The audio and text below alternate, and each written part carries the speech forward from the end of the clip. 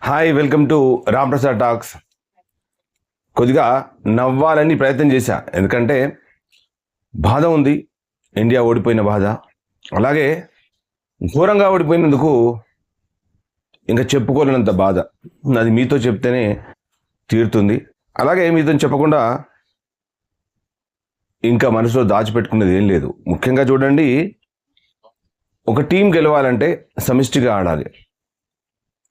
201 England చేసింది, India 76 all out అయింది. So ఇక్కడ ఇంగ్లాండ్ కూడా ఒక సమస్య ఏంటంటే, ఐర్లాండ్తో ఓడిపోయిన ఇండియా చేతిలో ఓడిపోతే ప్రపంచం అంతా నవ్వుతారు. ఇప్పుడు ఛాంపియన్ అని చెప్పుకోవడానికి ఏం లేదు, ఎందుకంటే వరల్డ్ ఛాంపియన్ ఎలా ఉండాలి? ఏదో అదృష్టం వశాత్తు గెలిచినట్టు కాకుండా తమ ఆటతో గెలిచినట్టుగా ఉండాలి. సో ఆస్ట్రేలియాతో ఆడినా, ఇంగ్లాండ్తో ఆడినా, న్యూజిలాండ్తో ఆడినా, జింబాబ్వేతో ఆడినా, బంగ్లాదేశ్తో ఆడినా, పాకిస్తాన్తో ఆడినా, ఏ చిన్న జట్టు అయినా పెద్ద జట్టు అయినా ఆడుతున్నప్పుడు తప్పకుండా ఈ మ్యాచ్ గెలుస్తుంది అనే నమ్మకంతో ఆడితే అది ఛాంపియన్.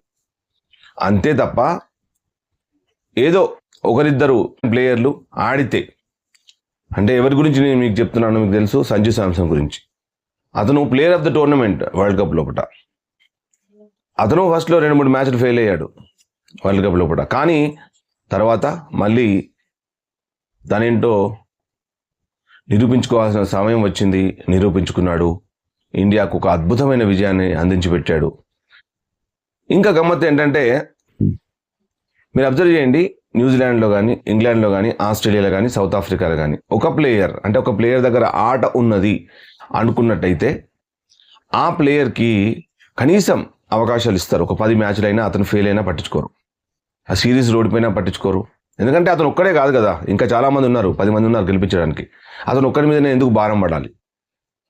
కానీ సంజు శాంసన్ విషయం లోపల ఒక చిన్న ప్లేయర్ వచ్చినా, ఒక పెద్ద ప్లేయర్ వచ్చినా, ఎవరిని తీసేయాలన్నా ఫస్ట్ పేరు సంజు శాంసన్దే. ఎందుకు సంజు శాంసన్? ఎందుకు అతన్ని బలి చేయాలి? సో ఒకరికి నష్టం చేస్తే ఎలా జరుగుతుందో ఇప్పుడు మీరు చూడండి. సంజు శాంసన్ మెడ మీద కత్తి పెట్టి నువ్వు ఆడాలి అంటారు. సో అతని నేచురల్ గేమ్ ఆడడానికి అతనికి భయం అవుతుంది. ఇది ఒకటే కాదు, ఒక సంజు శాంసన్ విషయంలో కాదు, ఏ ప్లేయర్కైనా నువ్వు చక్కగా ఆడితే ఉంటావు, పర్ఫార్మెన్స్ చేస్తే ఉంటావు, లేదంటే నిన్ను తీసేస్తారు, నేను తీసే అవకాశం ఉంది. ఇది అంటే ఏ ప్లేయర్ ఆడలేడు. ఇలాంటి ఛాంపియన్ ప్లేయర్ను పక్కకు పెడితే దాని రిజల్ట్స్ ఇలానే ఉంటాయి, ఫలితాలు ఇలానే ఉంటాయి. సో పూర్తిగా ఇంకొక వీడియో మళ్ళీ దీని తర్వాత చేస్తాను, చూస్తూనే ఉండండి.